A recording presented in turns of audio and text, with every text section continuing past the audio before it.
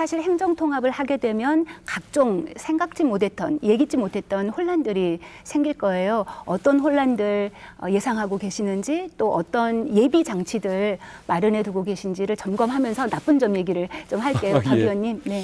단기적으로 보면은 그 공조직이 서로 통합을 하고 또 업무 이관이 이루어지고 또 인사 이동이 있고 이런 과정에서 일시적인 혼란을 좀 겪을 겁니다. 그건 통합이 잘못돼서라기보다는 어떤 당연한 그 과도기적 현상일 수밖에 없을 텐데 좀 그런 혼란을 줄이기 위한 준비를 좀 제대로 한번 좀 해야 할 것 같습니다.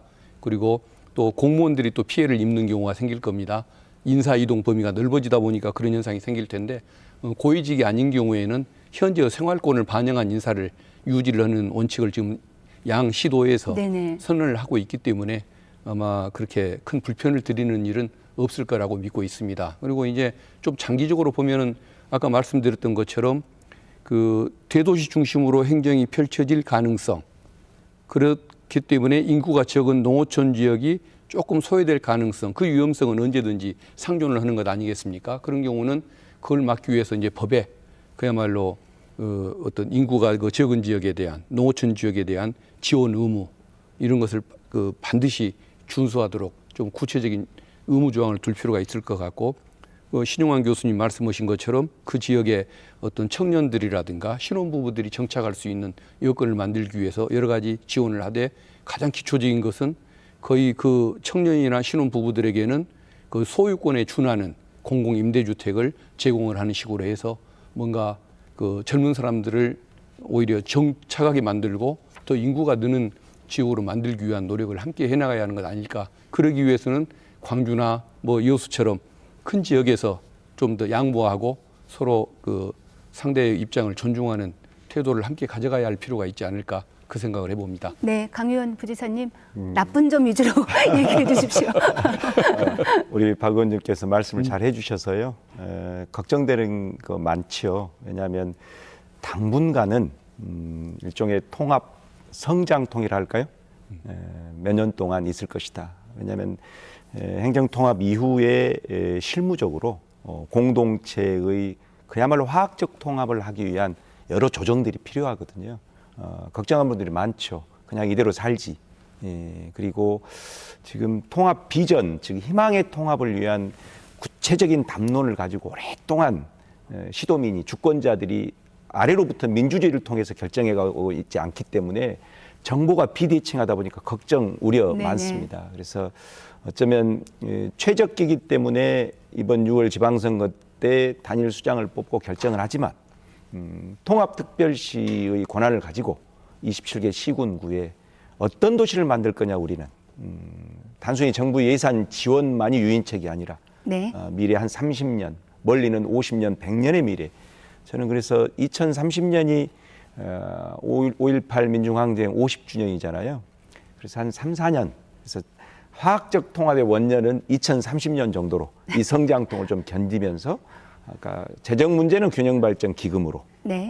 그러나 내부의 공동체 완벽한 통합은 충분한 수기 공론 과정을 다시 거치면서 우리 공동체의 미래를 그리는 설계자들로 320만을 예우하자.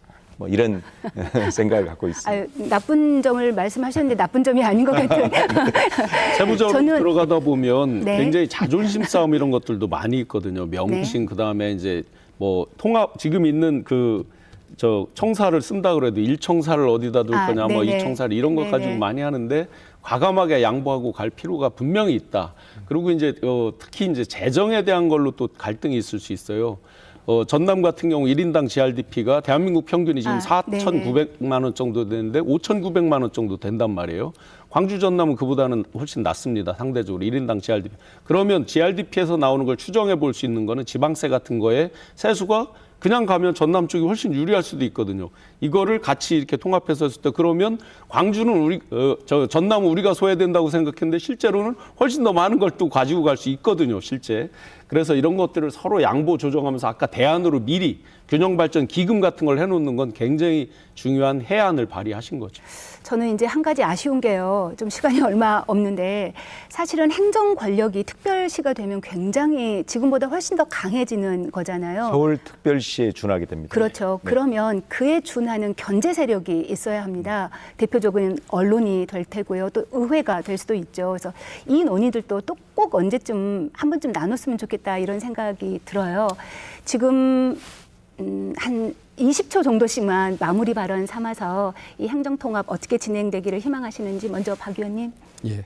지금까지 그 장점 위주로 말씀한 것도 있었습니다만은 어쨌든 그 과정에서 생기는 정말 그 문제점들도 분명히 있을 겁니다. 그래서 그런 그 어떤 그 사소한 또 문제라도 좀 발생하지 않도록 좀 세밀하게 좀 살피고 함께 네. 좀 머리를 맞대고 좋은 의견들 많이 좀 수렴하고 그 과정이 필요하지 않나 싶습니다. 네, 부위원장님. 5극 3특의 시대 생존을 위한 필수적 선택, 그 선택의 골든타임을 광주 전남이 가장 먼저 취하면서 좋은 혜택들을 많이 가져가서 지역에서 많이 떠나고 있는 청년들을 지역에 남고 그들이 지역을 지속 가능성을 담보하는 미래 세대 주인공으로 갈 수 있게 그렇게 만들어 주시면 좋겠습니다. 네, 부지사님. 네, 대한민국 그 균형 발전의 축이 광주 전남으로 지금 되고 있습니다.